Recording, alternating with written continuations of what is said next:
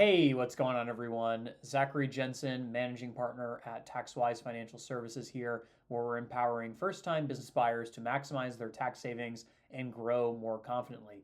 Today, we're going to be talking about a super important topic for small business buyers: EBITDA. Why do we care about it, and why is it misleading you? That's right, EBITDA can oftentimes lead certain investors astray and lead them to believe they're going to make a certain amount of money, but then after they understand more of what it actually is, they end up with a lot less take-home pay than they previously thought. So stick around. In this video, we're going to go over what is EBITDA, what are the parts of it, and then how does it affect, hey, how much cash am I taking home at the end of the day? So today we're going over EBITDA. As I mentioned, EBITDA defined is just earnings before interest, taxes, depreciation, and amortization. So it's a popular metric for evaluating businesses.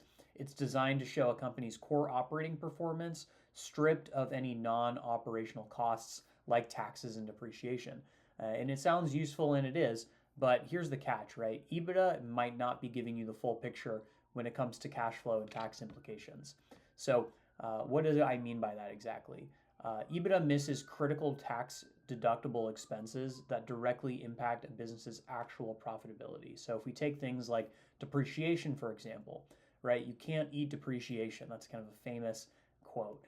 And depreciation is just a paper expense, right? It represents the loss of value of assets like equipment or vehicles or these sort of things. Real estate, obviously, a great example that a lot of people understand depreciation around, but it's for a lot of different things.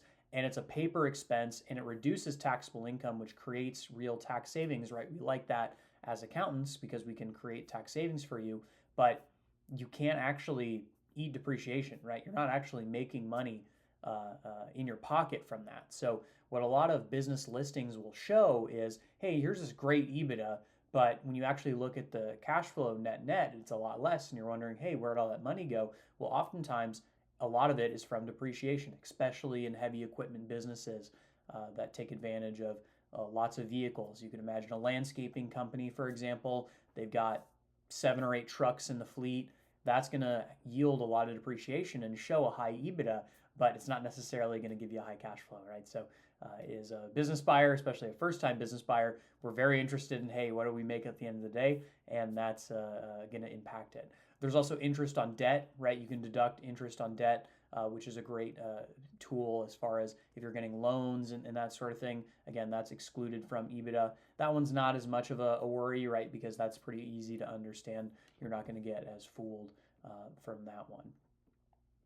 Now, if we look at the actual adjusted EBITDA, right, and we see what cash flow is truly available. And I think the last one that folks really get confused by is amortization, right? What is amortization? How does that work?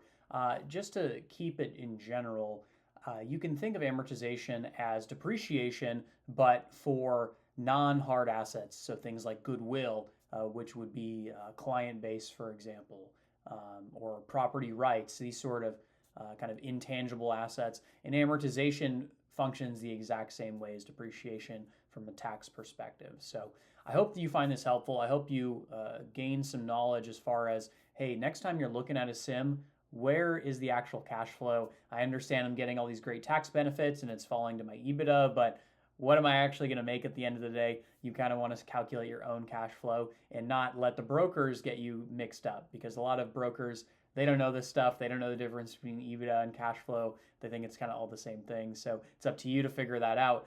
Again, I'm Zachary Jensen from TaxWise Financial Services. I'm the managing partner here. If we can help you with anything around taxes, around buying a small business, we're here to help. Feel free to check out our links in the description below, and we'll see you in the next video. Thank you so much. Bye-bye.